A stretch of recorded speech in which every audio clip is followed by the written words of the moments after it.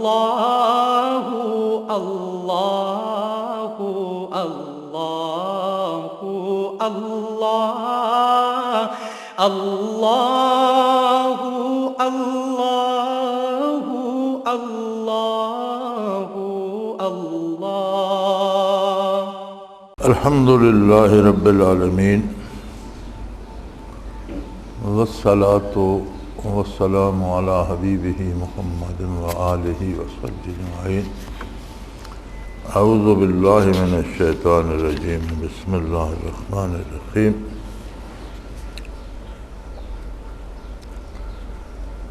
چوتھا اعتراض،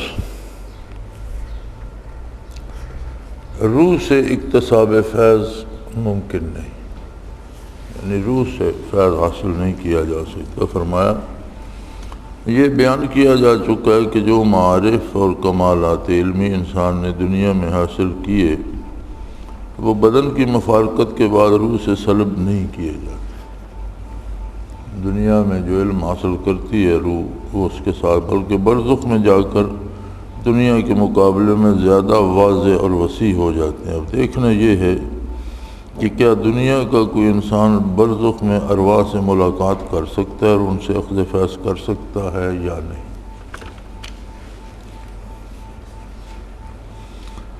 اس میں سب سے پہلی دلیل حضرت نے دی ہے حضور اکرم صلی اللہ علیہ وسلم کی انبیاء سے ملاقات۔ واقع معراج کے سلسلے میں حافظ ابن کثیر لکھتے ہیں ثم لک الارواح الانبیاء فثنوا علی ربہم، پھر حضور اکرم صلی اللہ علیہ وسلم نے انبیاء کے ارواح سے ملاقات کی اور ان ارواح نے اللہ کی صفت و ثنا بیان کی، یعنی انبیاء کی ارواح سے۔ حضرت ابن مسعود رضی اللہ تعالیٰ عنہ سے مروی ہے کہ قال لقیت لیلۃ الاسریٰ بابراہیم و موسیٰ و عیسیٰ علیہ السلام فتذکروا فی امر الساعۃ فردوا امرهم الی ابراہیم فقال علم لی بہا ثم الی موسیٰ فقال لا علم لی بہا ثم الی عیسیٰ۔ تفسیر ابن کثیر میں ہے کہ حضور اکرم صلی اللہ علیہ وسلم نے فرمایا معراج کی رات حضرت ابراہیم، حضرت موسیٰ اور حضرت عیسیٰ علیہ السلام سے ملا، آپس میں قیامت کے متعلق گفتگو ہوئی۔ سب نے حضرت ابراہیم علیہ السلام کی طرف اشارہ فرمایا، پھر حضرت موسیٰ، پھر حضرت عیسیٰ کی طرف، مگر سب حضرات نے فرمایا ہمیں قیامت کے متعلق کوئی علم نہیں۔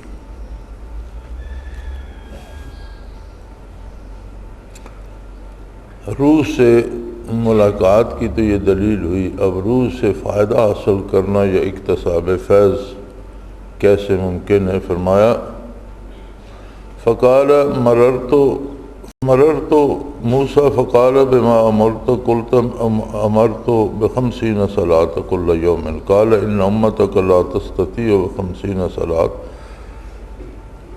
کل یوم وانی واللہ ربط الناس بتلک وعلیت بنی اسرائیل شد المعالجۃ فارجع الی ربک فسأل تخفیف لامتک۔ حضور نے فرمایا میرا گزر حضرت موسیٰ علیہ السلام پر ہوا، انہوں نے پوچھا آپ کو کس چیز کا حکم ہوا ہے؟ میں نے کہا دن رات میں 50 نمازوں کا۔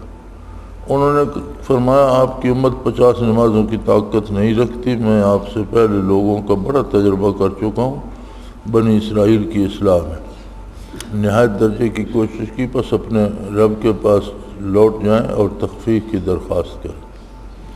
یعنی حضرت موسیٰ علیہ السلام کے مشورے سے حضور بار بار لوٹ کر جاتے رہے حتیٰ کہ نمازیں 5 رہ گئی۔ تو یہ بھی تو ایک طرح سے فیض حاصل ہوا۔ لقیت ابراہیم علیہ السلام بھی فقال یا محمد صلی اللہ علیہ وسلم اقرأ امتک منی السلام اخبر من الجنت طیبۃ تربۃ وعذبۃ الماء وانہا یتعان ان غراسها سبحان اللہ والحمد للہ ولا الہ الا اللہ واللہ اکبر۔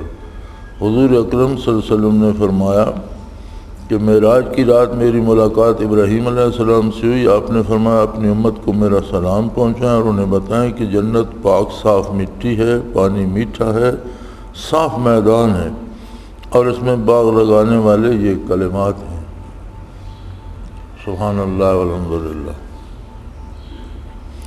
ان روایات سے ثابت ہوا کہ حضور اکرم صلی اللہ علیہ وسلم نے ارواح انبیاء سے ملاقات کی، ان کے پیغامات سنے، ان کے مشورہ پر عمل کر کے امت کے حق میں تخفیف کرائی۔ یہ اصول پیش نظر رہے کہ جو کام حضور اکرم صلی اللہ علیہ وسلم نے کیا یا فرمایا یا انکار نہیں کیا، یا جو کام کسی نے آپ کے سامنے کیا آپ نے پسند فرمایا، یا آپ صلی اللہ علیہ وسلم نے کسی کام کا اشارہ فرمایا یا سوچا یا قصد فعل کیا، یہ سب اقسام حدیث ہیں، اور امت رسول کریم صلی اللہ علیہ وسلم کے ساتھ ہر فعل میں شریک ہے جب تک تخصیص کی کوئی دلیل قائم نہ کر دی جائے۔ یعنی حضور کے ہر کام میں ساری امت شریک ہے، ساری امت پر وہ کام اسی طرح ہے، لازم ہے۔ ہاں اگر کسی کام کی کسی دلیل سے تخصیص کر دی جائے کہ یہ حضور کے ساتھ خاص ہے، وہ الگ بات ہے۔ حضور اکرم کے ایک فعل کی تفصیل تو ہم نے بیان کر دی، اب امت میں اس کی مثالیں دیکھیے۔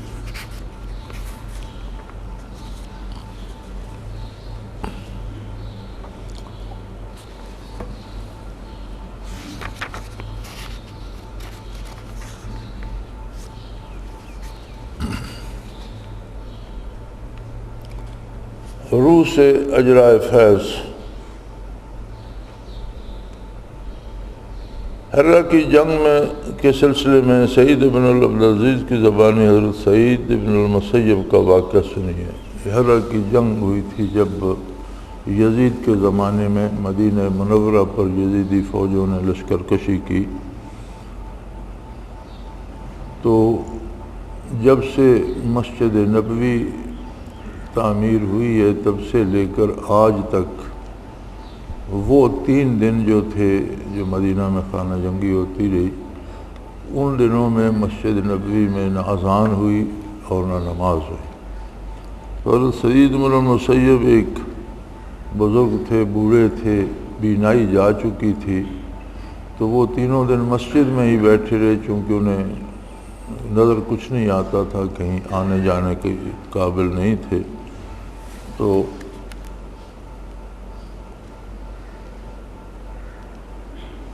مشکات شریف میں یہ واقعہ نقل کیا گیا، لما کان ایام الحرہ لم یؤذن فی المسجد النبی صلی اللہ علیہ وسلم ثلاثا ولم یقم۔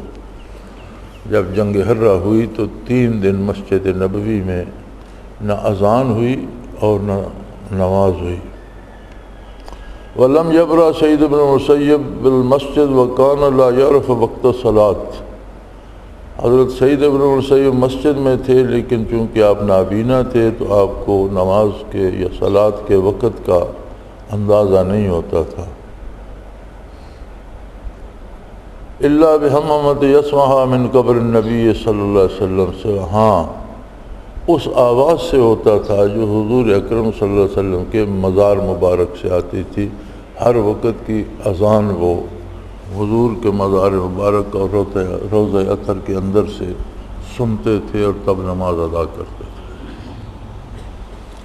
روح سے اخذ فیض کے متعلق علامہ ابن تیمیہ فرماتے ہیں، اقتضاء صراط مستقیم، علامہ ابن تیمیہ کی کتاب ہے، اس میں فرماتے ہیں وقال لا يدخل في هذا الباب ما يرى من ان قوما سمعوا رد السلام من قبر النبی صلی اللہ علیہ وسلم او قبور غیرہ من الصالحین، وان سعید بن المسیب کان یسمع الاذان من القبر لیالی حرۃ ونحو ذلک ھذا کلہ حق لیس مما نحن فیہ والا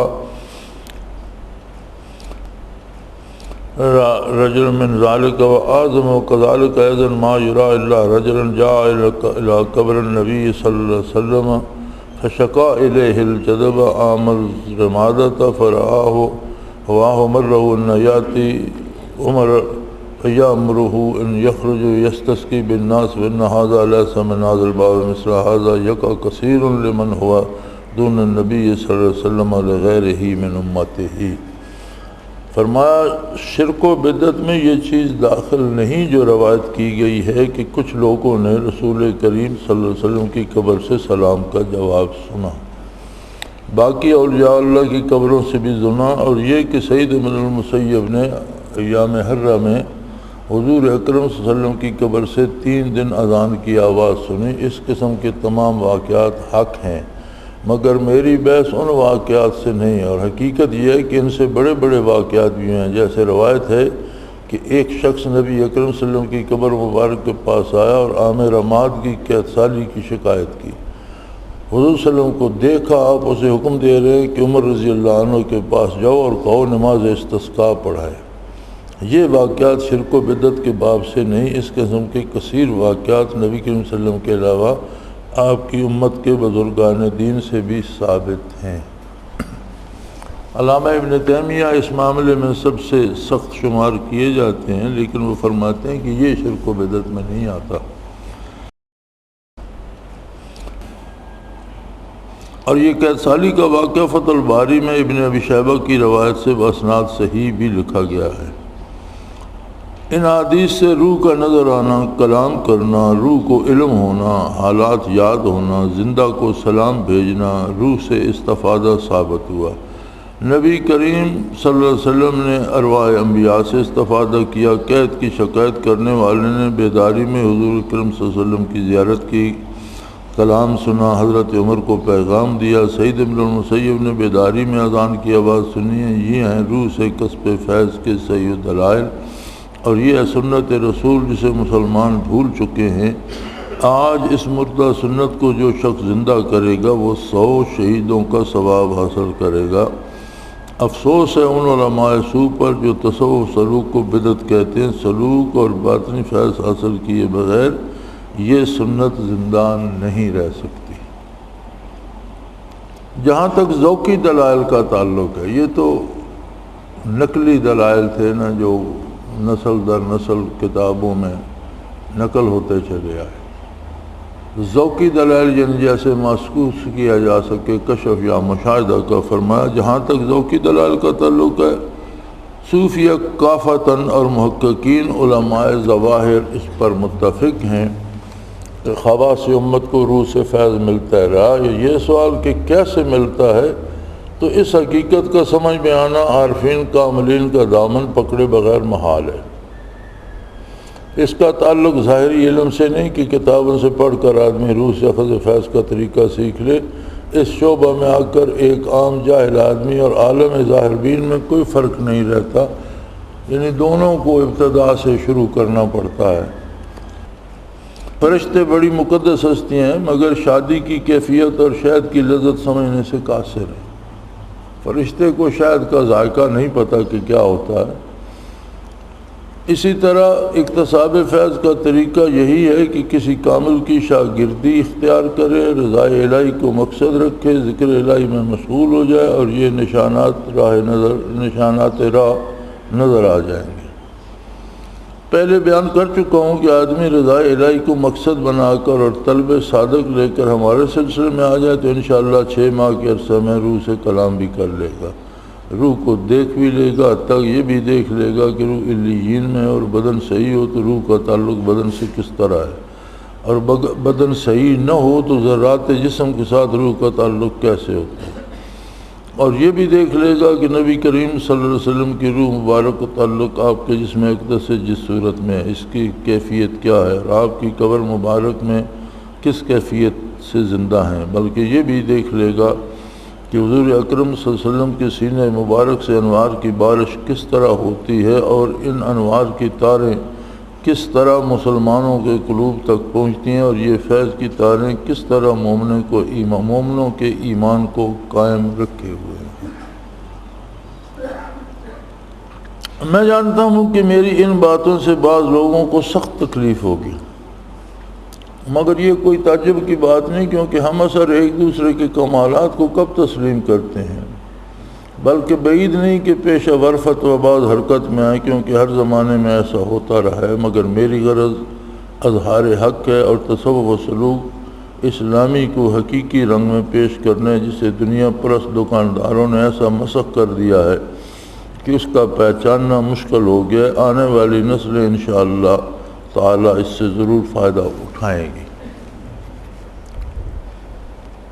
5واں اعتراض، اگر صوفیہ عارفین رسول کریم صلی اللہ علیہ وسلم کی زیارت سے مشرف ہوتے ہیں تو صحابی ہوئے، اور حضور اکرم سے کلام کرتے ہیں تو حضور اکرم سے جو کلام سنتے ہیں وہ حدیث ہوئی۔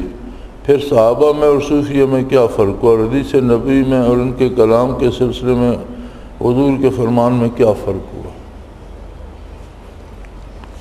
اعتراض چونکہ سوال ہوتا ہی جہالت ہے، جواب علم ہوتا ہے، سوال ہمیشہ جہالت ہوتا ہے، تو اعتراض کرنے کے لیے بندہ کچھ بھی کہہ سکتا ہے۔ جواب میں حضرت فرماتے ہیں صحابی ہونے کے لیے 2 شرطیں ہیں۔ اول حیات جسمانی اور مکلف ہونا، یعنی نماز، روزہ، حج، زکوٰۃ وغیرہ فرائض ادا کرنا، احکام شرع کی پابندی کرنا۔ دوم اسی عالم آب و گل میں صحبت کا شرف حاصل ہونا، یعنی صحابی ہونے کی 2 شرطیں ہیں، عاقل بالغ ہو اور مسلمان ہو، نور ایمان ہو، اور اس دنیا میں زندہ ہو، اور اسی دنیاوی زندگی میں دوسری شرط یہ ہے کہ اسی دنیاوی زندگی میں حضور اکرم صلی اللہ علیہ وسلم سے ملاقات نصیب ہو، تب صحابی ہوگا۔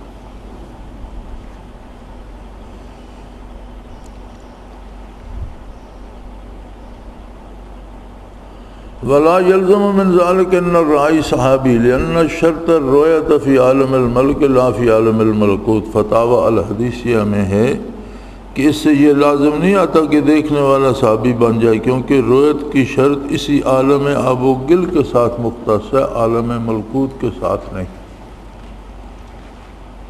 صوفیہ کرام کی رؤیت میں یہ دونوں شرطیں مفقود ہیں، یعنی شرف صحبت عالم برزخ میں روحانی طور پر حاصل ہوتا ہے، جہاں روح کا تعلق بدن سے تو ہے مگر تدبر و تصرف کا تعلق نہیں، بس صحابی ہونے کا سوال پیدا نہیں ہوتا۔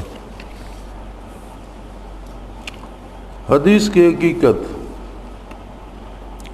جو کلام رسول اکرم صلی اللہ علیہ وسلم نے تلقی روحانی سے اخذ کیا اور جس میں مادی کی زبان سے بیان فرمایا وہ حدیث ہے، یعنی آپ نے حاصل تو اللہ کریم سے روحانی طور پر القاء کے طور پر کیا ہو اور زبان مبارک سے ارشاد فرمایا ہو، وہ حدیث ہے۔ صوفیہ کے روحانی کلام پر حدیث کا اطلاق نہیں ہو سکتا، چونکہ یہ تو دنیاوی زندگی سے متعلق ہے۔ البتہ حضور اکرم سے صحیح حدیث کی تصدیق کرائی جا سکتی ہے، اور اس کی مثال موجود ہے۔ مشکات شریف میں ایک واقعہ آتا ہے کہ ابھی عیاش صحابی نے لا الہ الا اللہ واللہ اکبر کے فضائل بیان کیے، تو رات کو ایک صحابی نے حضور کو خواب میں دیکھا اور اس کی تصدیق کرائی۔ فرآ رجل رسول اللہ صلی اللہ علیہ وسلم فیما یرا نائم فقال یا رسول اللہ ان ابا عیاش یحدث عنک قضا و قضا، قال صدق ابو عیاش۔ ایک شخص نے خواب میں حضور اکرم کو دیکھا اور عرض کیا، حضور ابو عیاش کلمہ لا الہ الا اللہ کا ثواب اس طرح بیان کرتا ہے اور آپ سے بیان کرتا ہے، تو حضور نے فرمایا اس نے سچ کہا۔ خواب میں تصدیق شدہ حدیث کو کتب حدیث میں داخل کیا گیا ہے، جس کی تصدیق خواب میں ہوئی، پھر محدثین نے اس حدیث کو کتب حدیث میں داخل کر لیا، مگر یہ تصدیق اس حدیث کی تھی جو آپ نے دنیا میں بیان فرمائی تھی۔ اس تصدیق سے مزید تاکید اور تائید ہو گئی۔ برزخی حدیث سے کوئی نیا حکم ثابت نہ ہوگا، سابقہ احکام کی تائید و تصدیق ہو سکتی ہے، اور صوفیہ بھی یہی کرتے ہیں، بیداری کے عالم میں تصدیق کرا لیتے ہیں۔ صوفیہ کرام میں جو اصحاب کشف ہوتے ہیں وہ صحیح حدیث کی پہچان ایک اور طریقہ سے بھی کر لیتے ہیں، وہ یوں کہ حدیث جب پڑھی جائے تو اس کے ساتھ انوار ہوتے ہیں، اور موضوع حدیث کے ساتھ ظلمت نکلتی ہے۔ جو گھڑ کے کوئی اپنی طرف سے کہہ دے کہ یہ حدیث ہے، اس میں ظلمت ہوتی ہے، اور اہل کشف کو انوار و ظلمت نظر آتے ہیں۔ اس طرح صوفیہ کرام کسی حدیث کو صحت و عدم صحت میں تمیز کر لیتے ہیں۔ آگے ہے چھٹا اعتراض۔ خلاف راشدہ کے دور میں انتخاب خلیفہ کے بارے میں صحابہ کا اختلاف ہوتا رہا، پھر جنگ جمل صفین میں فتنوں کے دروازے کھلے، تو صحابہ رضوان اللہ علیہ مجمعین نے حضور اکرم صلی اللہ علیہ وسلم کی روح پرفتوح سے دریافت کر کے یہ مسائل کیوں حل نہ کر لیے؟ نہیں، صحابہ سے اس قسم کے واقعات منقول نہیں تھے، جو چیز صحابہ کو حاصل نہیں تھی وہ صوفیہ کو کیوں کر حاصل ہو؟ الجواب، اس اعتراض کے 2 حصے ہیں، ہم اس کا جواب دیتے ہیں کہ صحابہ نے یہ مسائل حل کیوں نہ کرائے۔ ایک حصہ یہ ہے، قرآن کریم نے مسئلہ خلافت بیان فرمایا، خلفاء کے اوصاف بیان فرمائے مگر خلیفہ کی تعیین نہیں فرمائے۔ کسی شخص کا نام لے کر قرآن نے نہیں کہا یہ خلیفہ ہوگا، اوصاف بیان فرمائے ہیں۔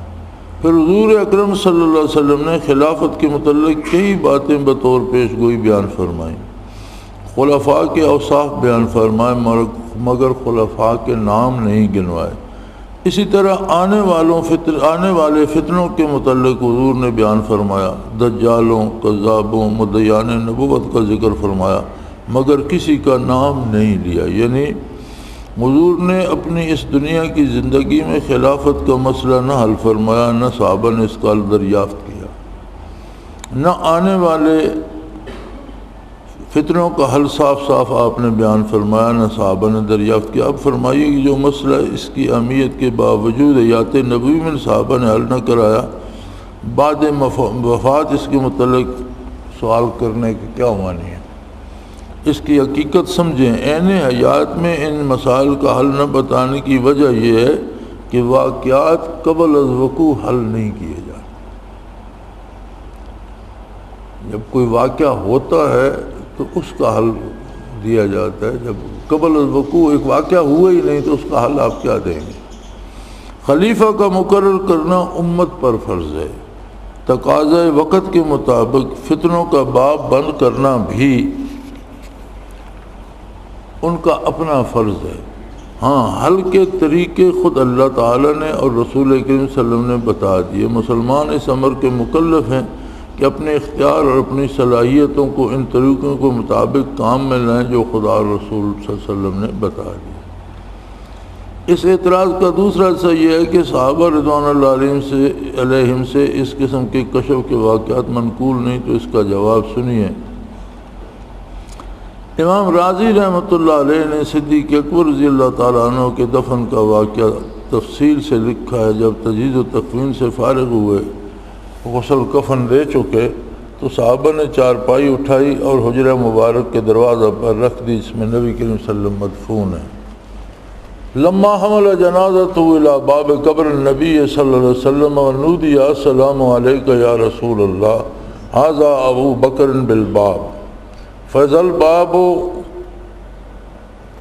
قَدْ أَفْتَى وَإِذَا بِهَاتِفٍ يَأْتَفُ مِنَ الْقَبْرِ أُدْخِلُ الْحَبِيبَ إِلَى الْحَبِيبِ۔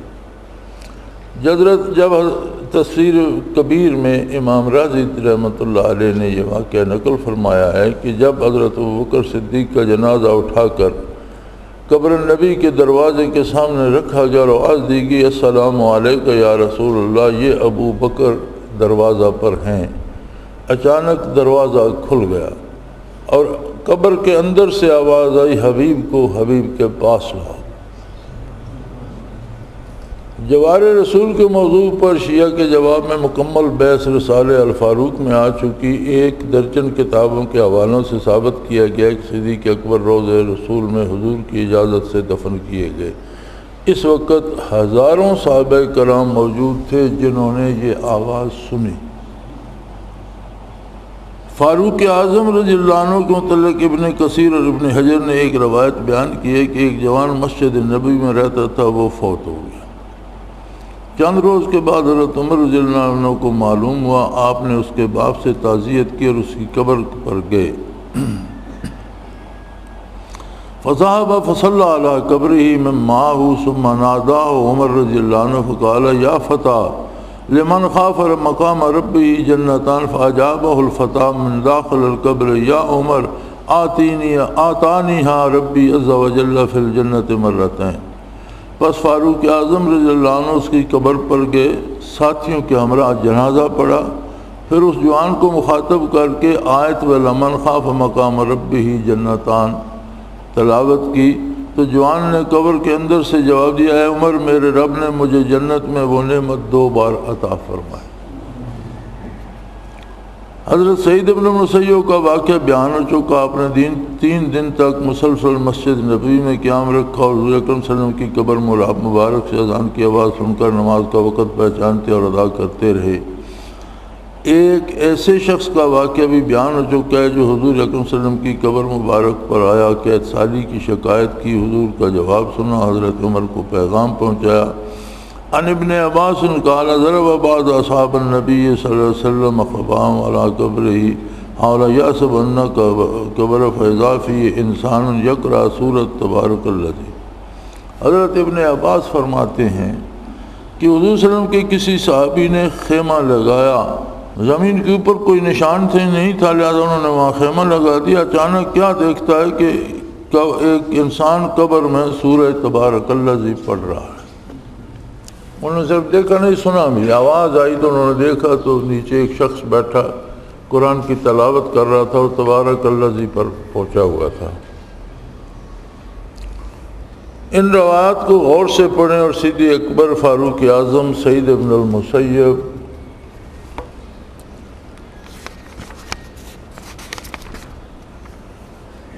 اور ایک مرد اور کسی صحابی کے کلام بالارواح کے نمونے پیش کیے ہیں۔ صدیق اکبر رضی اللہ تعالیٰ کے واقعہ میں سننے والے ہزاروں صحابی تھے جنہوں نے روح کے کلام کو ادخل الحبیب الی الحبیب سنا۔ فاروق اعظم رضی اللہ عنہ ساتھ ایک جماعت تھی جنہوں نے جوان کا جواب سنا جس نے قبر کے اندر سے حضرت عمر کا نام لے کر خطاب کیا اور جواب دیا کہ آپ بھی شبہ ہے کہ صحابہ کو کلام بالارواح نہیں ہوتی تھی۔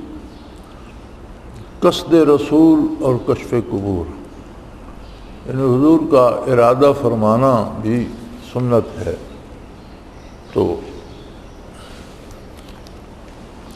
حضرت عائشہ رضی اللہ تعالی عنہا نے مشرکین کی اولاد کے متعلق سوال کیا تو حضور صلی اللہ علیہ وسلم نے فرمایا ان شئت اسمعتک تزاغیہم فی النار، اگر تو چاہتی ہے تو میں ان کی آوازیں دوزخ سے تمہیں سنا دیتا ہوں۔ ابن کثیر میں یہ روایت ہے۔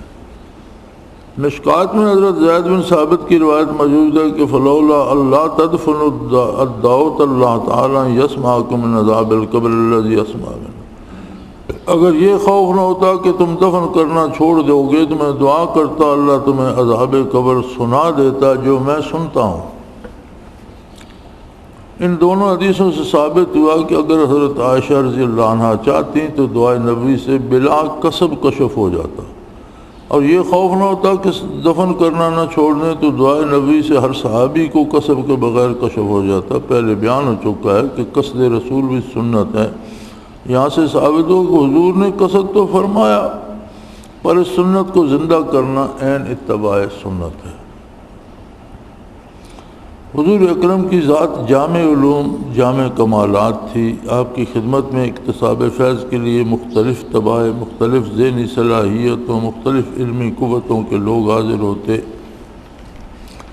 آپ صلی اللہ علیہ وسلم کی صحبت میں معاش معاد کے ہر شعبہ کے متعلق معلومات اور حقائق ملتے، لیکن کسی فرد واحد میں نہ تو اتنی صلاحیت اور اہلیت کا ہونا ممکن تھا اور نہ ہی یہ حکمت و مشیت الہی کا تقاضا تھا کہ وہ تمام علوم، وہ سارے کمالات جو نبی کریم کی ذات اقدس میں پائے جاتے تھے کسی ایک فرد کی ذات میں جمع ہو جائیں۔ اس لیے ہوا یہ کہ ہر شخص کی فطری صلاحیتیں اور اللہ تعالیٰ کی مشیت کے مطابق اسے حصہ ملا۔ کسی کو ایک علم سے طبی مناسبت تھی، اسی علم میں مہارت حاصل ہوئی، دوسرے کو کسی دوسرے شعبہ علم میں کمال حاصل ہوا، اپنے اپنے ظرف کے مطابق کسی کو کم ملا، کسی کو زیادہ، کوئی مبلغ، کوئی مدرس، کوئی مفسر ہوا، کوئی محدث، کوئی فقیہ، کوئی قاضی، کوئی اصولی، کوئی متکلم، کوئی محقق، کوئی مدقق ہوا، تو کوئی صاحب کشف و الہام، صوفی و عارف، کوئی سپاہی، کوئی جنرل، کوئی وزیر، کوئی صدر۔ غرض نہ تو تمام صحابہ مفسر و فقیہ تھے، نہ سارے کے سارے اصولی یا جنرل یا صدر ریاست۔ تمام صحابہ نے کشف و الہام اور سلوک و تصوف میں یکساں مہارت حاصل کی۔ پھر حیرت ہے کہ لوگ یہ تو نہیں کہتے تھے کہ تمام صحابہ مفسر کیوں نہیں تھے، یا سارے محدث کیوں نہیں تھے، یا سارے فقیہ کیوں نہیں تھے۔ یہ بات بڑی بے تکلفی سے کہہ دیتے ہیں کہ سارے صحابہ صاحب کشف و الہام صوفی کیوں نہیں تھے۔ دوسری اصولی بات یہ ذہن میں رکھیں کہ ہر شعبہ علم کے متعلق نبی صلی اللہ علیہ وسلم جو تعلیم دیتے تھے وہ بنیادی اور اصولی تعلیم ہوتی تھی۔ ان اصول و کلیات سے جزیات اور فریات کا استخراج علماء حق مجتہدین امت کے ذمہ رہنے دیا۔ سنت اللہ یہی ہے کہ انبیاء کلیات بیان فرماتے ہیں اور اصول کلیات سے علمی اور عملی مسائل اور ان کے حل تلاش کرنے کے ذرائع اور وسائل ڈھونڈنا ڈھونڈ نکالنا انہی لوگوں کے ذمہ تھا جن کلیات سے جزیات کا استخراج کرنے کی صلاحیت رکھتے ہیں۔ یعنی قرآن کریم یا سنت اصول بتا دیتے ہیں، آگے جزیات جو ہیں وہ مجتہدین اس سے اجتہاد کر کے ثابت کرتے ہیں۔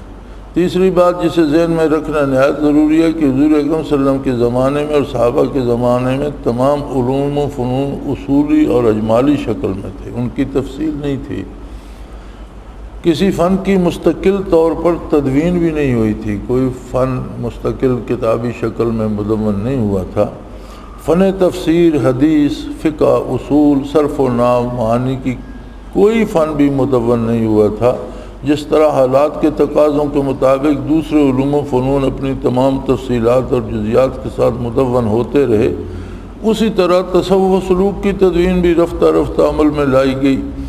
اس مقام پر پھر وہی حیرت ہوتی ہے کہ لوگ یہ اعتراض تو نہیں کرتے کہ صحابہ کے زمانے میں تفسیر، فقہ، صرف و نحو، اسماء الرجال جو اب مستقل حیثیت رکھتے ہیں اس زمانے میں مدون نہیں تھے، تو اب کیوں ہوئے؟ لیکن یہ اعتراض کرنے میں نہایت بے باک ہیں کہ حضور کے زمانہ میں، صحابہ کے زمانہ میں علم تصوف سلوک کا وجود نہیں تھا، تو اب یہ مستقل شعبہ علم کی صورت میں کیوں عالم وجود میں آ گیا؟ بات یہ ہے کہ دوسرے علوم و فنون کے ماہرین کی طرح صوفیہ کرام نے بھی شعبہ سلوک و احسان کے اصولوں کو بکھرا ہوا پایا، ان کو سمیٹا، اصولوں سے جزوی مسائل کا اختراج کیا، پھر ان اصول و ذرائع اور وسائل تلاش کیے۔ اس طرح یہ فن بھی مدون ہو گیا۔ ہاں، ان وسائل کو کوئی محقق صوفی اصل مقصد ہرگز نہیں سمجھتا۔ جس طرح عوام میں سے چوٹی کے عالم فاضل گنے چنے چند افراد ہوتے ہیں، اسی طرح ان علماء سے مختلف خاص علوم میں خصوصی مہارت رکھنے والے افراد کی تعداد اور بھی کم ہو جاتی ہے۔ یہ اصول ہر زمانے میں کار فرما رہا ہے۔ حضور صلی اللہ علیہ وسلم کے زمانے میں بھی ہر صحابی کو اس کے مزاج اور استعداد کے مطابق حصہ ملا، چنانچہ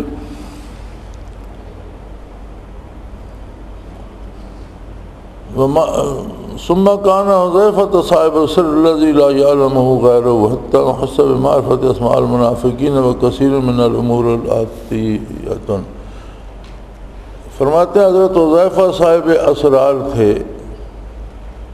فتح الباری میں ہے، جن اسرار کو ان کے بغیر کوئی نہیں جانتا، حتیٰ کہ منافقین کے ناموں کا علم رکھنے اور اکثر آنے والے واقعات کا علم رکھنے میں وہ مخصوص تھے، دوسرے صحابہ کو اس کا علم نہیں تھا۔ یعنی اس زمانے میں بھی خاص لوگوں کو خاص علوم حاصل ہوتے تھے۔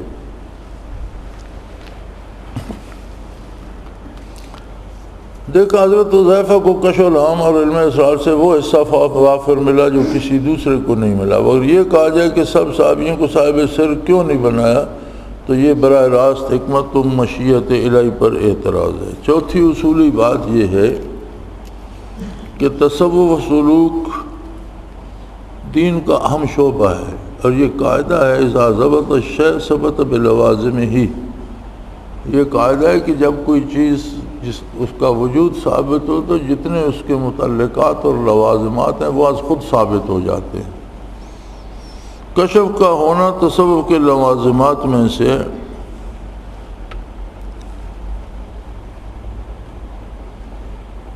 اس لیے دین کو تسلیم کرنے کے ساتھ دین کے اہم جز تصوف اسلام احسان کو تسلیم کرنا پڑے گا۔ اسے تسلیم کیا تو کشف العام کو ماننا پڑے گا، یہ لازم و ملزوم ہے، بشرطے کہ شیخ کامل ہو اور طلب صادق ہو۔ انبیاء علیہ السلام کے کمالات وہبی ہوتے ہیں، یعنی انہیں اللہ کی طرف سے عطا کیے جاتے ہیں، اس لیے ان کے ہم نشینوں کی ان کی صحبت کے فیض سے وہبی طور پر بلا کسب حاصل ہو جاتے ہیں۔ نبی کے پاس جو برکات ہوتی ہیں وہ اللہ کی طرف سے عطا ہوتی ہیں، اور جسے براہ راست اللہ کے نبی کی صحبت نصیب ہو جاتی ہے، اس میں نبی کی ذات سے منعکس ہو کر اس میں بھی وہبی طور پر منتقل ہو جاتے ہیں، یعنی ایک لمحے میں وہ شرف صحابیت سے سرفراز ہو جاتا ہے۔ وہاں بھی خلوصی نیت شرط ہے، ورنہ انسان عبداللہ ابن ابی ہی رہتا ہے۔ وہاں بھی خلوص نیت نہ ہو تو پھر منافق ہی رہتا ہے۔ اولیاء کرام کے کمالات کسبی ہوتے ہیں، اس لیے ان کے ہم نشینوں کو ان کی صحبت کے محنت سے فیض اور مجاہدہ کے بعد حاصل، کیونکہ اولیاء اللہ کے پاس جو برکات ہوتی ہیں ان کا تعلق کسب سے یعنی ان کی محنت اور مجاہدت سے ہوتا ہے، لہذا ان کی خدمت میں جو لوگ جاتے ہیں انہیں بھی محنت کر کے حاصل کرنا پڑتے ہیں۔ اس ساری بحث کا حاصل یہ ہوا کہ صوفیہ کرام کا مسئلہ کلام بالارواح میں سنت نبوی اور سنت صحابہ کے تابع ہے۔ صوفیہ نے اس کے حصول کے لیے جو وسائل اور ذرائع اختیار کیے وہ نئے صحیح لیکن ہیں وسائل، اور چونکہ ان کا مقصد معمود تھا لہذا وسائل بھی معمود ہوئے، کیونکہ ذرائع حکم مقاصد میں ہوتے ہیں، یعنی جب وسائل تو نئے صوفیوں نے اختیار کیے لیکن شریعت کے مطابق تھے اور ان کا مقصد معمود تھا، یعنی مبارک تھا کہ مقصد حصول رضا باری تھا، تو اس کے لیے جو وسائل اختیار کیے جائیں گے وہ بھی معبود اور مبارک ہوں گے، اور ذرائع جو ہوتے ہیں حکم مقاصد میں ہوتے ہیں۔ اب وضو ذریعہ ہے نماز صلاۃ ادا کرنے کا، تو بجائے خود وضو فرض نہیں، جب نماز کا وقت ہوگا نماز فرض ہوگی تو وضو فرض ہو جائے گا، تو یہ ذریعہ ہے، تو ذرائع مقاصد کے حکم میں ہوتے ہیں، یعنی جو حکم مقصد پہ لگتا ہے وہی اس ذریعے پہ بھی لگتا ہے۔ اور اولیاء کرام کا تمام تر سرمایہ اللہ اور اس کے رسول کی محبت ہے۔ زیارت رسول دراصل محبت رسول ہی کا ثمرہ ہے، تو ان محبان رسول کو زیارت رسول نہ ہو تو اور کس سے ہو؟ ان کا حاصل یہ ہوتا ہے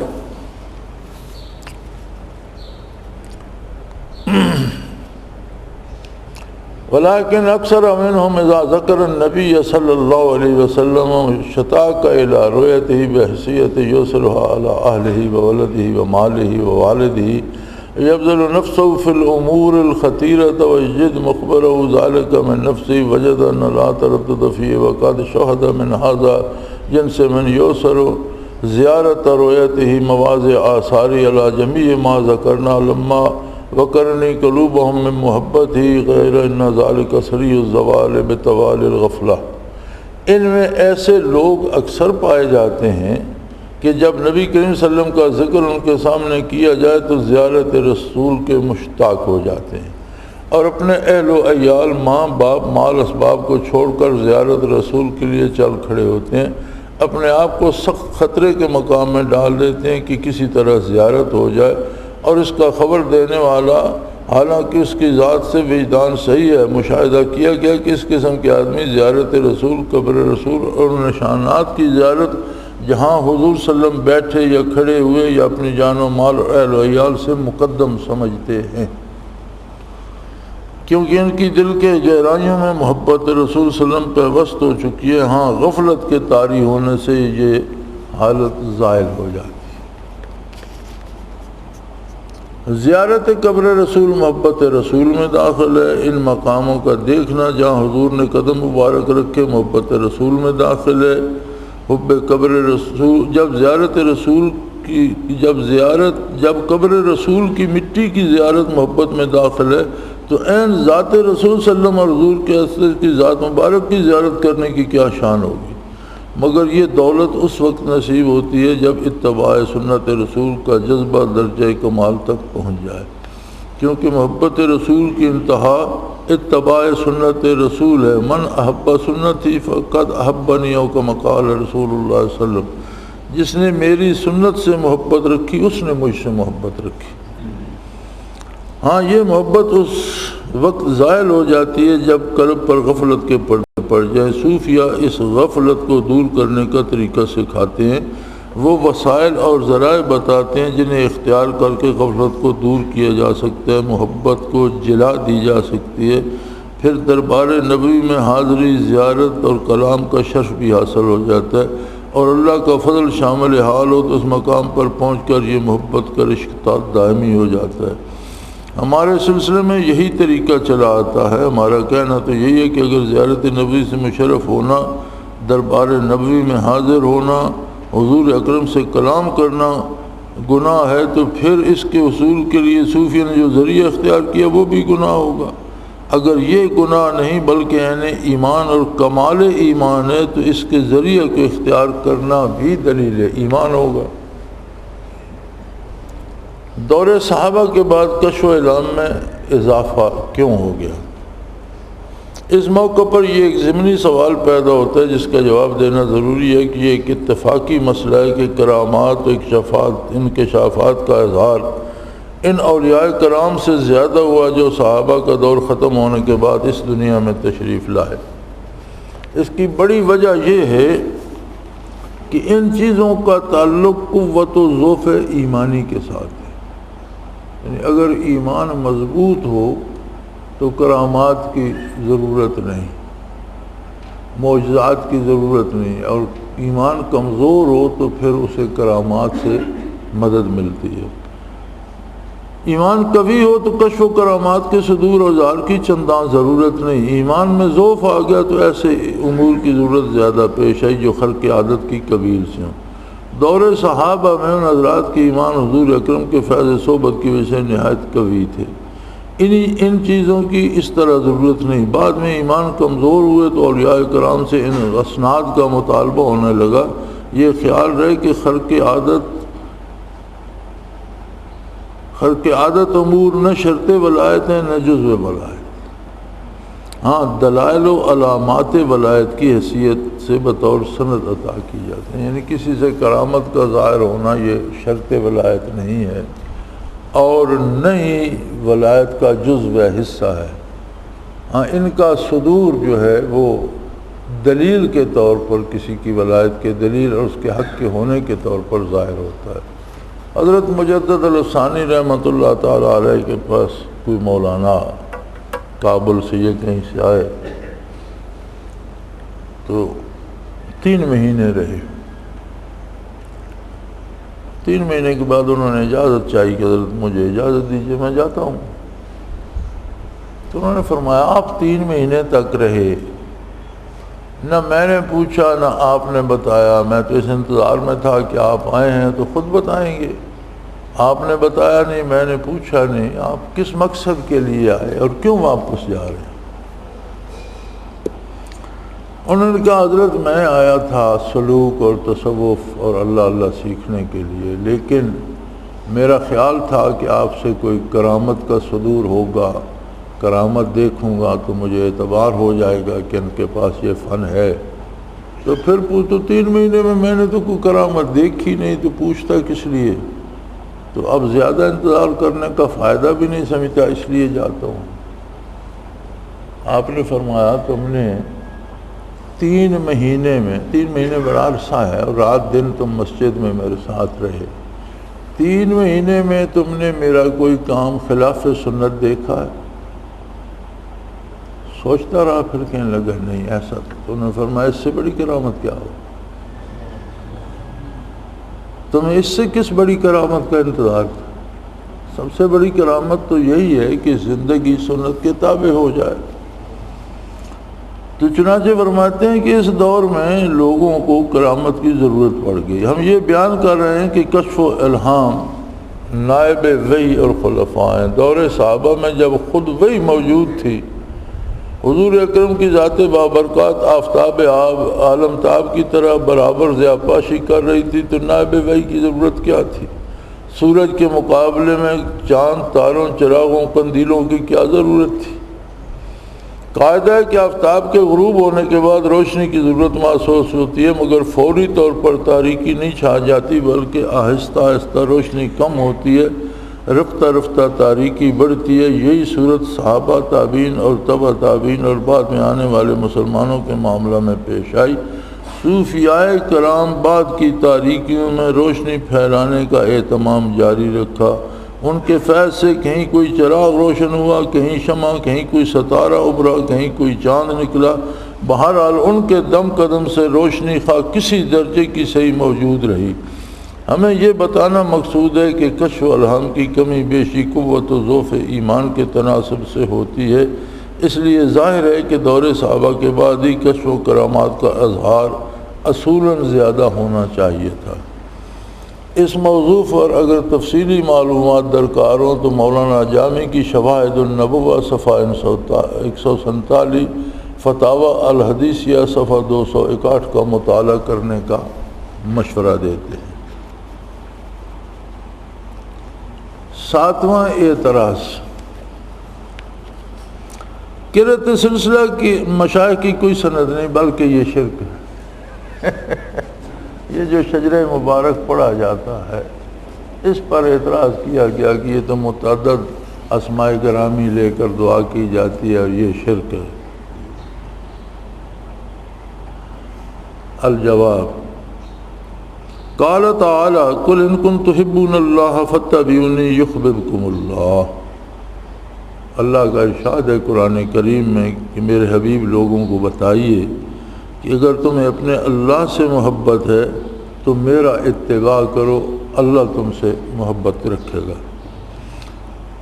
فقال النبی صلی اللہ علیہ وسلم وسألک حبک وحب من یحبک فقد ورد فی السنة ذکر الاسباب التي يتسبب بها العبادة الى محبت اللہ تعالی سبحانہ ومسألہ من يحبه فإنه لا يحب اللہ عز وجل المخلص من عبادی فحبهم طاعت من الطاعات وقربۃ من القربات قربۃ من القربات لأن من احب شيئا اکثر ذکرہ ودوام علیہ۔ تحفۃ الذاکرین میں ہے کہ حضور اکرم صلی اللہ علیہ وسلم نے دعا فرمائی، الہی میں تجھ سے تیری محبت کی درخواست کرتا ہوں اور ان لوگوں کی محبت کی درخواست کرتا ہوں جو تجھ سے محبت کرتے ہیں۔ یہ نبی صلی اللہ علیہ وسلم نے دعا فرمائی، اور حدیث شریف میں ان اسباب کا ذکر ہے جن کو اختیار کر کے انسان محبت الہی تک پہنچتا ہے، اور حضور نے بھی اللہ تعالیٰ سے ان لوگوں کی محبت کی درخواست کی جن سے اللہ تعالیٰ کو پیار ہے۔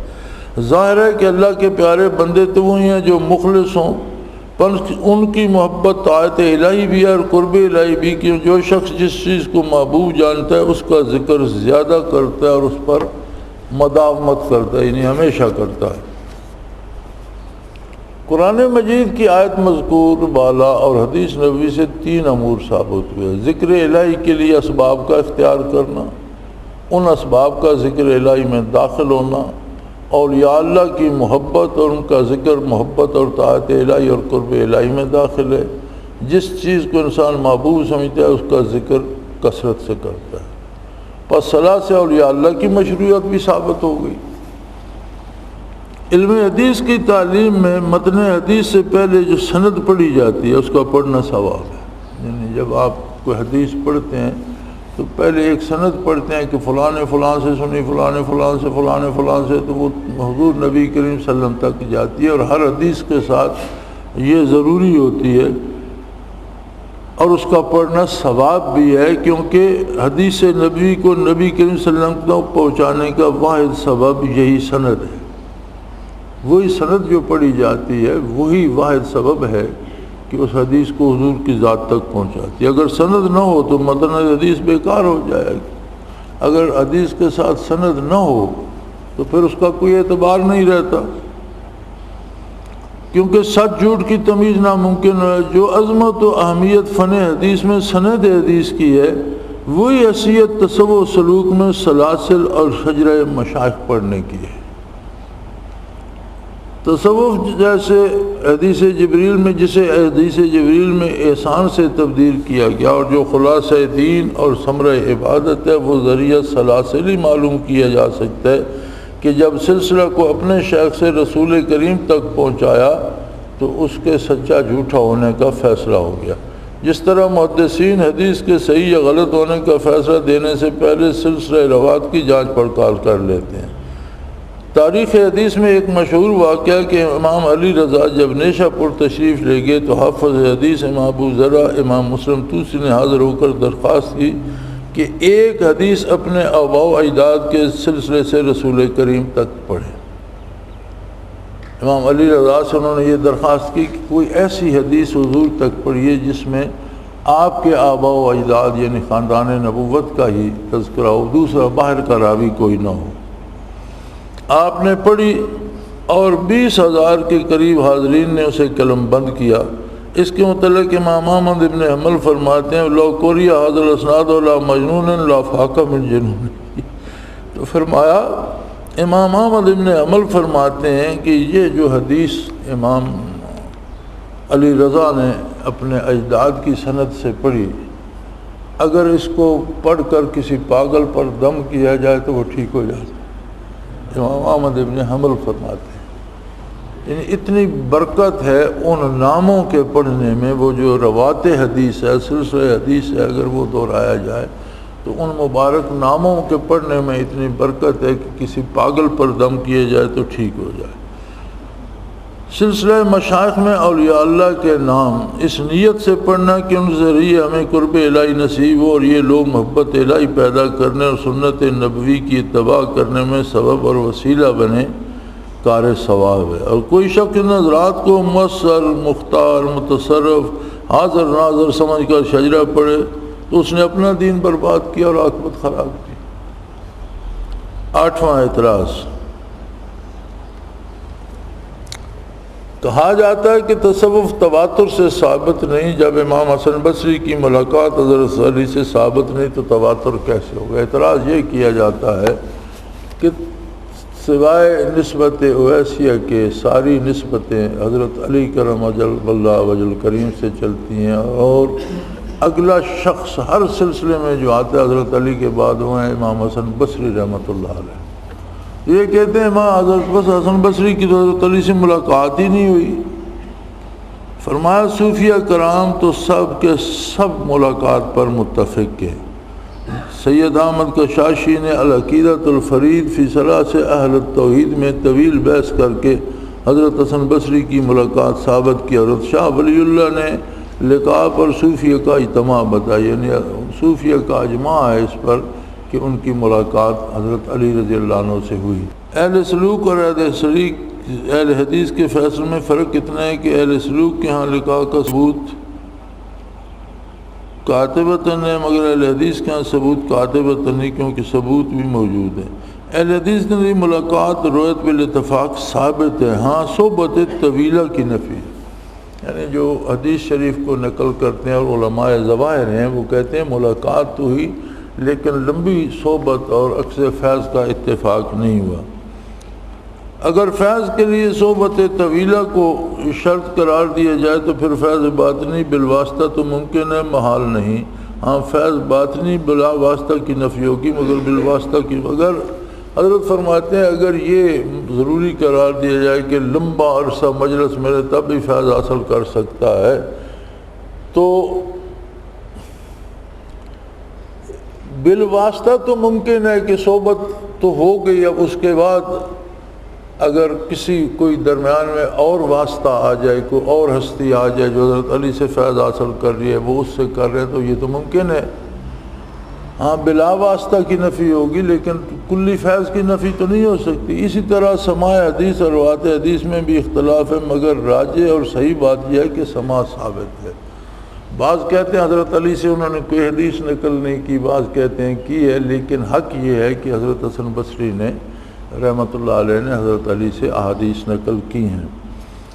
اب رہا یہ سوال کہ کیا فیض بالواسطہ کا علوم تو واسطہ کون سا؟ جواب یہ ہے کہ حضرت علی سے ملنے والے ہزاروں صحابی امام حسن بصری سے ملے تھے، یعنی ہزاروں صحابہ کا حضرت علی سے لمبی مجلس ان کی اس لیے نہ رہی کہ جب حضرت علی رضی اللہ عنہ خلیفہ ہوئے تو دارالخلافہ کوفہ لے گئے اور مدینہ منورہ سے چلے گئے اور امام حسن بصری مدینہ منورہ میں رہتے تھے، اس لیے لمبی مجلس کہتے ہیں کہ نہ ہوئی۔ لیکن بچپن سے لے کر چونکہ حضرت حسن بصری کا شان نبوی پہ ہی پلے تھے تو اس کے بعد بھی حضرت علی سے ملنے والے ہزاروں صحابی تو امام حسن بصری سے ملے، لہذا بالواسطہ فیض تو ہو سکتا ہے، کسی سے فیض حاصل کر لیے، یہ کوئی ظاہری چیز تو نہیں کہ ظاہری چیز کی نفی کی جائے، باطنی فیض کی نفی، کیونکہ عدم علم عدم وجدان سے عدم معلوم اور عدم وجود لازم نہیں آتا، یعنی کسی چیز کا پتہ نہ ہو تو یہ نہیں کہ وہ چیز اس کا وجود ہی نہیں ہے۔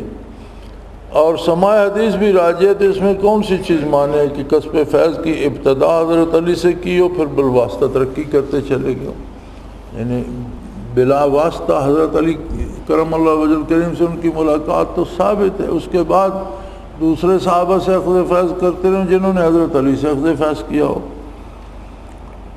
اور اسماء الرجال سے اس کی شہادت ملتی ہے۔ قال ابن سعد ولد سنتین بقایا من خلافت عمر ونشاب وادی القرى وکان فصیحا وراء علیہ خلافت فاروقی کے 2 سال باقی تھے کہ امام حسن بصری پیدا ہوئے۔ وادی قرآن میں پرورش پائی، بڑے فصیح تھے، حضرت علی سے ملاقات کی۔ روایت حدیث میں کے بارے میں ہے، رواں عن ابی بن کعب و سعد بن عبادہ و عمر بن الخطاب ولم یدرک قوم من صحبان و عمار بن یاسر و ابی ہریرہ و عثمان بن رواس و ماکل بن یسار ولم یسمع منہم من عثمان و علی۔ فرماتے ہیں امام حسن بصری نے ابی بن کعب، سعد بن عبادہ، عمر بن الخطاب سے روایت کی مگر ملاقات نہیں ہوئی، اور صحبان اور عمار بن یاسر، عثمان بن ابی العاص اور ماکل بن یسار سے روایت کی مگر حدیث نہیں سنی، اور عثمان اور علی سے روایت کی۔ سئل ابو زرع هل سمع الحسن اعظم من البدريين قال رآهم رؤيته، رأى عثمان وعلي وقيل سمع منهما حديث قال لا رأى بالمدينة خرج علي إلى الكوفة والبصرة ولم يلقد الحسن بعد ذلك، وقال الحسن رأيت الزبير يبايع عليا وقال علي بن المديني لم يرى عليا إلا كان بالمدينة۔ امام ابو ذرہ سے پوچھا گیا کہ امام حسن بصری رحمۃ اللہ علیہ نے کسی بدری صحابہ سے کوئی حدیث سنی تھی؟ کہا صحابہ بدر کو دیکھا تو تھا مگر ان سے حدیث نہیں سنی تھی۔ حضرت عثمان، حضرت علی رضوان اللہ کو دیکھا، ان سے حدیث نہیں سنی۔ حضرت علی کو مدینہ میں دیکھا، پھر حضرت علی کوفہ بصرہ چلے گئے۔ امام حسن رضی اللہ تعالیٰ عنہ کی ملاقات ان سے نہ ہوئی۔ امام حسن نے کہا کہ میں نے حضرت زبیر کو حضرت علی رضی اللہ عنہ سے بیعت کرتے دیکھا تھا، اور حضرت علی المدینی نے کہا کہ امام نے حضرت علی رضی اللہ عنہ کو مدینہ میں دیکھا تھا۔ ملاقات اور رؤیت بالاتفاق ثابت ہے، اور سماع میں اختلاف ہے، یعنی اس بات میں اختلاف ہے کہ انہوں نے حضرت علی سے کوئی حدیث سنی یا نہیں، لیکن ملاقات میں کوئی اختلاف نہیں۔ تو زیادہ دلائل جو ہیں وہ سماع کی طرف ہیں، اور حدیث نہ سننے کی طرف دلائل کم ہیں، کیونکہ ملاقات ہوئی تو سماع یقیناً ہوگا، جب ملاقات ہوئی تو بات بھی ضرور سنی ہوگی۔ تہذیب الکمال کے حاشیے پر یہ روایت موجود ہے کہ یونس بن عبید نے کہا میں نے امام حسن بصری رحمۃ اللہ علیہ سے پوچھا کہ آپ کہتے ہیں رسول کریم نے فرمایا، یعنی بعض حدیثیں جب وہ بیان کرتے تھے تو نبی کریم صلی اللہ علیہ وسلم سے کرتے تھے، حالانکہ آپ نے حضور کو نہیں دیکھا۔ تو امام نے کہا میرے بھتیجے تو نے مجھ سے ایسی بات پوچھی تو اس سے پہلے کسی نے نہیں پوچھی تھی۔ بعض حدیثیں جب حضرت حسن بصری روایت فرماتے تو سیدھی نبی کریم سے روایت فرما دیتے تھے، حالانکہ آپ کی پیدائش تو حضرت عمر کے زمانے میں ہوئی۔ آپ کی والدہ ماجدہ ام المومنین حضرت ام سلمہ غلام تھیں اور خادمہ تھیں، اور کاشان نبوی پہ ہی رہتی تھیں، لہذا وہیں آپ پیدا ہوئے، وہیں پلے بڑھے۔ تو وصال نبوی کے بعد عہد فاروقی میں پیدا ہوئے، تو انہوں نے پوچھا کہ حضرت آپ حدیث حضور سے بیان فرماتے ہیں، حالانکہ حضور کو تو آپ نے نہیں دیکھا، آپ بعد میں پیدا ہوئے۔ تو انہوں نے کہا تو نے وہ بات پوچھی جو اس سے پہلے کسی نے نہیں پوچھی، اگر میرے دل میں تیری عزت نہ ہوتی تو میں نہ بتاتا، مجھے تم سے محبت نہ ہوتی تو میں یہ بات تمہیں بھی نہ بتاتا۔ سنو، میں ایسے دور میں ہوں کہ تو دیکھ رہا ہے، اس وقت حجاج کا وستار مین پر حجاج کا عہد تھا، اور حضرت علی کرم اللہ وجہ کریم کا نام لینا مشکل تھا، وہ سختی کرتا تھا۔ تو انہوں نے فرمایا تو دیکھ رہا ہے جس میں عہد میں، اس لیے جو حدیث مجھ سے اس طرح بیان کرتی ہے سنے کہ حضور اکرم نے فرمایا، تو وہ حدیث علی ابن ابی طالب کی روایت ہے کہ جتنی حدیثیں میں بیان کرتا ہوں براہ راست نبی کریم سے، وہ دراصل میں نے حضرت علی رضی اللہ عنہ سے سنی ہے، اور حجاج کے ڈر سے میں حضرت علی کا نام نہیں لیتا کہ فتنے میں نہ پکڑا جاؤں۔ بات صرف اتنی ہے کہ میں ایسے دور میں ہوں کہ برملا حضرت علی کا نام لینے کی ہمت نہیں پاتا، خواہ مخواہ کے فتنے سے بچتے تھے۔ یہ ایک مسلمہ اصول ہے کہ دلیل مثبت دلیل نافی پر مقدم ہوتی ہے، یعنی ایک اصول ہے کہ کوئی دلیل کسی چیز کا انکار کرنے کے لیے دی جائے، اور جو دلیل اس کو ثابت کرنے کے لیے دی جائے اہمیت اس کو دی جاتی ہے، ثبوت نفی پر زیادہ اہمیت رکھتا ہے۔ لہذا یہاں سماع اور رؤیت کی روایت عدم سماع اور روایت پر مقدم ہوں گی، یعنی یہ روایتیں جو حضرت علی سے حدیث روایت کرنے کے متعلق، ثبوت کے متعلق ہیں اور ملاقات کے متعلق ہیں، ان کو زیادہ اہمیت دی جائے گی۔ اس لیے کسی صحابی یا بدری صحابی حضرت علی سے کوئی حدیث نہ سننا خلاف قیاس و عقل ہے۔ ملاقات سے سماع اور روایت بھی یقینی ہے، اور دوسرا اعتماد بھی مگر خلاف عقل ہے، اس لیے مرجوع ہے۔ علامہ سیوطی فرماتے ہیں کہ حفاظ حدیث کی ایک جماعت نے حضرت علی سے حضرت حسن بصری کے سماع کا انکار کیا ہے، اور بعض متأخرین نے اس انکار سے استدلال کیا ہے، اور دوسری جماعت نے سماع کا اثبات کیا ہے۔ میرے نزدیک یہی راج مذہب ہے، یعنی سماع سننا حضرت علی کرم اللہ کریم سے آپ کا سننا ثابت ہے۔ اس کی کئی وجوہ ہیں۔ حافظ ضیاء الدین مقدسی نے مختارہ میں اس کو ترجیح دیا۔ حسن بصری نے حضرت علی سے روایت کی۔ وجہ اول، علماء اصول نے وجود ترجیح کے بارے میں فرمایا، یعنی جن وجوہات سے اسے اہمیت دی جاتی ہے اس کے بارے میں فرمایا کہ دلیل مثبت دلیل نافی پہ مقدم ہوتی ہے۔ وہ دلیل جو انکار کرتی ہو اس پر اہمیت اس دلیل کو دی جاتی ہے جو ثابت کرتی ہے، کیونکہ اس کے پاس زیادہ علم ہوتا ہے۔ دوسری وجہ، حضرت حسن اس وقت پیدا ہوئے جب خلافت فاروقی کے 2 سال باقی تھے۔ ان کی والدہ حضرت ام سلمہ کی لونڈی تھی۔ ام سلمہ رضی اللہ تعالیٰ عنہ حضرت حسن کو دعائے برکت کے لیے صحابہ کے پاس بھیجتی تھیں۔ ایک دفعہ حضرت عمر کے پاس بھیجا، آپ نے ان کے حق میں دعا کی، الہی اسے دین کی سمجھ عطا فرما اور لوگوں کے ہاں اسے محبوب بنا۔ حافظ جمال الدین نے تعظیم میں کہا کہ امام حسن معاصر عثمان کے دن 14 سال کے تھے۔ 2 سال خلافت عمر تھی، 12 سال حضرت عثمان کی خلافت رہی، تو جب حضرت عثمان کا معاصر ہوا اس وقت ان کی عمر 14 سال تھی۔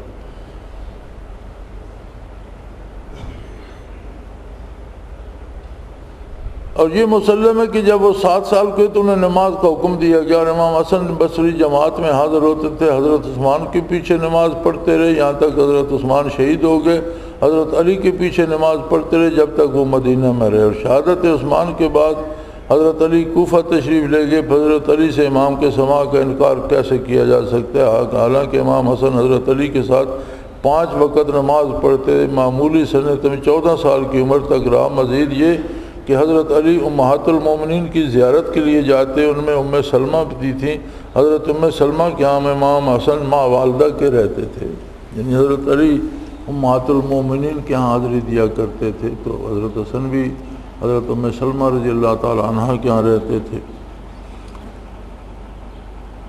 دلائل نقلی، یعنی کچھ چیزیں جو ملتی ہیں نقل کے طور پر، یہاں حضرت نے 10 حدیثیں نقل کی ہیں جو امام حسن بصری رحمۃ اللہ علیہ نے براہ راست حضرت علی سے روایت کی ہیں۔ اور آگے فرماتے ہیں امام ابو ذر نے کہا کہ جس وقت حضرت علی کی بیعت خلافت ہوئی، امام حسن بصری 14 سال کی عمر تھے، انہوں نے حضرت علی کو مدینہ میں دیکھا۔ علامہ سیوطی فرماتے ہیں کہ حضرت علی سے امام حسن بصری کی سماع کی روایت حدیث اور ملاقات کی شہادت کی یہ 10 حدیثیں کافی ہیں، اور جو قول عدم روایت پر تھا اس کا اطلاق اس دور پر ہوا جب حضرت علی مدینہ چھوڑ کر کوفہ تشریف لے گئے۔ یعنی جن لوگوں نے یہ روایتیں کی ہیں کہ ان کی حضرت علی سے ملاقات ہوئی، وہ اس دور کی بات کرتے ہیں جب حضرت علی رضی اللہ تعالیٰ عنہ مدینہ منورہ سے کوفہ منتقل ہو گئے، تو امام حسن بصری کوفہ تو گئے نہیں۔ یہ کتنے اعتراض ہیں بھائی؟ میں تو سمجھا تھا 8 ہے، یہ آگے چل رہے ہیں، آخری ہے۔ چلو 9واں اعتراض، بعض لوگ کہتے ہیں کہ مشائخ کی قبروں پر یا دوسری قبروں پر جا کر ان کی طرف منہ کر کے کھڑا ہونا یا بیٹھنا اور ہاتھ اٹھا کر دعا کرنا ممنوع ہے۔ جواب، اس اعتراض کے 2 حصے ہیں۔ اول یہ کہ قبر کے پاس جا کر ہاتھ اٹھا کے دعا کرنا منع ہے، دوسرا یہ کہ قبر کی طرف منہ کر کے دعا کرنا، ہاتھ اٹھانا منع ہے۔ سب سے پہلے یہ سمجھ لیں کہ دعا کرنے کے خاص آداب ہے، اور ان آداب کا لحاظ رکھنا اتباع سنت میں داخل ہے۔ امام نووی رحمۃ اللہ نے کہا کہ علماء نے کہا کہ سنت طریقہ یہ ہے کہ ہر وہ دعا جو دفع بلا کے لیے ہو اس میں ہاتھ اس طرح اٹھائے جائیں کہ ہاتھوں کی پشت آسمان کی طرف ہو۔ کوئی مصیبت دور کرنے کی یا قید سالی دور کرنے کی، بیماری دور کرنے کے لیے دعا کی جائے تو ہاتھ اس طرح کیے جائیں کہ پشت آسمان کی طرف ہو، کہ اللہ اس چیز کو الٹ دے۔ اور جو دعا کسی چیز کی طلب و حصول کے لیے، اس میں ہاتھ اس طرح اٹھائے جائیں کہ ہتھیلیاں آسمان کی طرف ہوں۔ جس میں کوئی چیز حاصل کرنی ہو اس کے لیے ہتھیلیاں آسمان کی طرف۔ علامہ شوکانی فرماتے ہیں کہ ہاتھوں کو کندھوں تک اٹھا کے پھیلانا چاہیے، یعنی وہ فرماتے ہیں کہ یہاں تک ہاتھ کندھے کے برابر تک اٹھا کر اور پھیلا کر رکھے۔ میں کہتا ہوں کہ اس امر پر نبی کریم کی وہ 30 حدیثیں دلالت کرتی ہیں جو مختلف قسم کے دعا کرنے کے سلسلے میں حضور اکرم سے منقول ہیں، یعنی حضور کی 30 دعائیں منقول ہیں، اور ان میں حضور اکرم نے یہ دونوں طریقے استعمال فرمائے۔ بارش کے لیے دعا کی تو آپ نے اس طرح سے دعا فرمائی، اور حصول برکات کے لیے دعا کی تو 30 حدیثیں ملتی ہیں جن میں حضور نے دعا فرمائی تو ہاتھ اٹھائے اور کندھے مبارک تک اٹھائے اور پھیلا کے رکھے۔ ہاتھوں کو کندھوں تک اٹھا کے پھیلانا، اچھا ہاں، سلمان فارسی کہتے ہیں کہ حضور اکرم نے فرمایا اللہ تعالیٰ بڑا حیادار سخی ہے، جب بندہ ہاتھ اٹھا کر سوال کرتا ہے تو اس کے ہاتھوں کو خالی لوٹا دینے میں اللہ کو حیا آتی ہے۔ حضرت انس رضی اللہ فرماتے ہیں کہ حضور نے فرمایا اللہ تعالیٰ بڑا رحیم و کریم ہے، اسے حیا آتی ہے کہ جب بندہ اس کے سامنے ہاتھ اٹھائے تو ان میں کوئی چیز نہ ڈالے۔ مالک بن بشار رضی اللہ فرماتے ہیں کہ حضور صلی اللہ علیہ وسلم نے فرمایا جب اللہ سے کچھ مانگو تو ہاتھوں کو اس طرح اٹھاؤ کہ ہتھیلیاں آسمان کی طرف ہوں، ہاتھوں کی پشت آسمان کی طرف نہ ہو۔ ان روایات سے ثابت ہوا کہ دعا کرتے وقت ہاتھ اٹھانا مسنون ہے۔ دفع بلا کے لیے دعا کرتے وقت ہاتھوں کی پشت آسمان کی طرف ہونا اور طلب و حصول شے کے لیے ہتھیلیاں آسمان کی طرف کرنا باتفاق علماء مسنون ہے۔ رہا یہ سوال کہ دعا کے وقت ہاتھ کیوں اٹھائے جاتے ہیں، اس کا جواب متکلمین کی زبانی سنیے۔ متکلمین فرماتے ہیں اگر کہا جائے کہ دعا کے وقت آسمان کی طرف ہاتھ کیوں اٹھائے جاتے ہیں، حالانکہ یہ بلندی کی ہے اور اللہ تعالیٰ کی جیت ثابت ہوتی ہے، یعنی اللہ کو آسمانوں پہ ہی تو نہیں بیٹھا کہ اس طرف ہاتھ اٹھا، اللہ تو ہر طرف موجود ہے۔ اگر آپ آسمان کی طرف ہاتھ اٹھاتے ہیں تو یہ تو ایک سمت متعین ہو جائے گی۔ تو جواب یہ ہے کہ آسمان دعا کا قبلہ ہے، اس قبلہ کی طرف ہاتھوں کا رخ کیا جاتا ہے، جیسے کعبہ نماز کا قبلہ ہے اور اس لیے نماز میں چہرہ اور اس کی طرف ہوتا ہے۔ اب بیت اللہ شریف میں یہ عقیدہ نہیں کہ اللہ وہیں بیٹھا، اللہ تو ہر جگہ موجود ہے، لیکن اس نے مسلمانوں کے لیے اس مقام کو صلوات کا قبلہ مقرر کر دیا اور ہر نمازی اس وقت اس کی طرف بیت اللہ کی طرف منہ کرتا ہے۔ اسی طرح دعاؤں کا قبلہ آسمان ہے، اس لیے ہاتھوں کا رخ آسمان کی طرف کیا جاتا ہے۔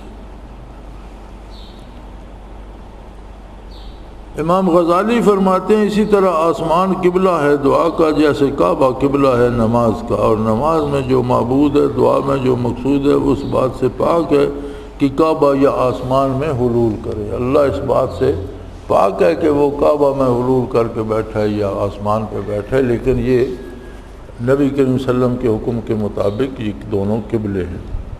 معلوم ہوا کہ جس طرح کعبہ کی طرف رخ کیے بغیر نماز ادا کی جائے تو ادا نہیں ہوتی، نہ قبول ہوتی ہے، اسی طرح ہاتھ اٹھائے بغیر دعا کی جائے تو وہ قبول نہیں ہوتی۔ یہاں سے ثابت ہوا کہ قبر کے پاس ہاتھ اٹھا کر دعا نہ کی جائے تو مقبول نہیں ہوتی۔ دعا مقبول نہیں تو میت کو ثواب کس چیز کا پہنچے گا؟ گویا قبر کے پاس جا کر بغیر ہاتھ اٹھائے دعا کرنا ایک بیکار فعل ہے، اور ثابت ہوا کہ دعا کے لیے ہاتھ اٹھانا مسنون ہے، اس میں قبر اور غیر قبر کی قید نہیں۔ قبر کے پاس جا کر دعا کرنے میں حضور کی سنت فعلی ملاحظہ ہو، یعنی خود حضور نے قبروں پر جا کر ہاتھ اٹھا کر ان کے لیے دعا فرمائی ہے۔ حضرت عائشہ رضی اللہ عنہا کی روایت میں کہ حضور رات کو جنت البقیع میں گئے تو میں بھی ان کے پیچھے چلی گئی، حتیٰ کہ آپ جنت البقیع میں پہنچے، دیر تک کھڑے رہے، پھر ہاتھ اٹھا کر 3 بار دعا فرمائی اور پھر واپس تشریف لے آئے۔ جنت البقیع میں تو قبرستان تھا، قبور تھیں، حضور رات کو تشریف لے کے دیر تک مراقب رہے، کھڑے رہے، جو چاہا کرتے رہے، اللہ سے دعا، پھر 3 بار ہاتھ مبارک اٹھا کر ان کے حق میں دعا فرمائی۔ منکرین دعا نے دعا القبر کے وقت قبر کی طرف پشت کرنے کا نظریہ پیش کیا، جو اس چیز کا انکار کرتے ہیں۔ بڑا تماشا آپ نے شاید روضہ اطہر پہ دیکھا ہوگا، بتیرے ایسے لوگ بھی ہوتے ہیں، چونکہ روضہ اطہر کے سامنے اگر آپ آئیں تو بیت اللہ شریف پشت پہ آ جاتے ہیں، اگر منہ روضہ اطہر کی طرف، مواجہ کی شریف کی طرف منہ کر کے کھڑے ہوں تو جنوب میں بیت اللہ شریف ہے مدینہ منورہ کے، تو بیت اللہ شریف پشت کی طرف آ جاتا۔ تو علماء نے کہا جی دعا کرتے وقت منہ قبلے کی طرف ہونا چاہیے، تو میں نے بھی کئی لوگوں کو وہاں دیکھا کہ ان کی پشت روضہ اطہر کی طرف ہے اور منہ بیت اللہ کی طرف ہے، دعا کر رہے ہیں۔ یہ ایک نیا فساد کھڑا کیا گیا تھا، تو اور اسے امام ابو حنیفہ رحمۃ اللہ علیہ کی طرف منسوب کر کے اپنی بات کو تقویت پہنچانے کی کوشش کرتے ہیں۔ لیکن یہ ملاحظہ ہو، یہ درست ہے کہ علامہ کرمانی ابو اللیث سمرقندی نے اس خیال کا اظہار کیا، لیکن یہ کہاں کا انصاف ہے کہ ان دونوں کی رائے کو امام ابو حنیفہ کا مذہب قرار دیا جائے؟ یعنی ان کی رائے کو امام صاحب کا مذہب قرار دینا تو درست نہیں ہے۔ امام صاحب کا اپنا قول موجود ہے، ان ابی حنیفہ عن نافع عن ابن عمر قال من السنت ان تأتی قبر النبی من قبل القبلۃ وتجعل ظهرك الى القبلۃ ظهرك الى القبلۃ وتستقبل القبر بوجهك ثم تقول السلام عليك ايها النبي ورحمۃ اللہ وبرکاتہ۔ امام ابو حنیفہ رحمۃ اللہ علیہ کا اپنا قول ہے کہ ابن عمر نے فرمایا سنت طریقہ یہ ہے کہ تم حضور کی قبر مبارک پر قبلہ کی طرف سے آؤ، جس طرف مواجہ شریف ہے، رخ انور ہے، اس طرف سے آ کر کھڑے ہو جاؤ،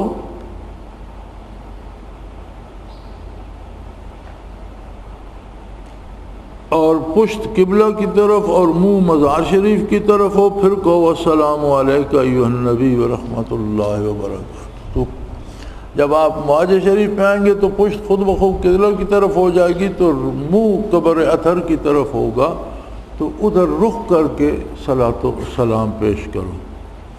بعض صحابہ نے کہا کہ انس رضی اللہ تعالی عنہ نے حضور کے مزار پر جاتے تھے اور دونوں ہاتھ اٹھا کر قبر کے پاس کھڑے ہو جاتے، حتیٰ کہ مجھے خیال ہوتا کہ شاید آپ نے نماز شروع کر دی، اتنی دیر کھڑے رہتے تھے جیسے کوئی نماز پڑھتے، ہاتھ اٹھا کے دعا کرتے رہتے تھے۔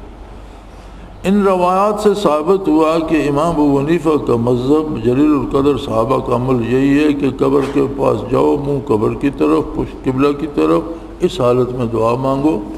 یہ قبر اطہر کی بات ہو رہی ہے کہ حضور کے مواجہ شریف کی طرف آئیں تو پشت قبلہ کی طرف ہو جاتی ہے۔ اور تجربہ سے ثابت ہوا، تحفۃ الذاکرین میں علامہ شوکانی لکھتے ہیں، تجربہ سے ثابت ہو چکا ہے کہ اولیاء اللہ کی قبروں کے پاس جا کر شرائط معروفہ کے ساتھ دعا کی جائے تو جلد قبول ہوتی ہے۔ یعنی اہل اللہ کی قبر پر جا کر بھی معروف شرائط کے ساتھ، جس میں شرک و بدعت نہ ہو، دعا اللہ سے کی جائے، نیت خالص ہو، تو ان کی جو توجہ اور برکت ہوتی ہے اس جگہ کی، وہ قبولیت کا سبب بن جاتی ہے۔ مختصر یہ کہ قبرستان میں جا کر قبر کی طرف منہ کر کے بیٹھ کر یا کھڑے ہو کر دعا کرنا، ہاتھ اٹھا کر دعا کرنا مسنون ہے۔ امام ابو حنیفہ کا مذہب بھی یہی ہے، اور علامہ شوکانی تجربہ سے یہ ثابت فرماتے ہیں کہ صالحین کی قبروں کے پاس جا کر شرائط معروفہ سے دعا کی جائے تو جلد قبول۔ خیال رہے اہل قبول کو حاجت روا، مشکل کو شامہ، فوق الاسباب ہستیاں سمجھنا جو ہلاک کا فاسد عقیدہ ہے۔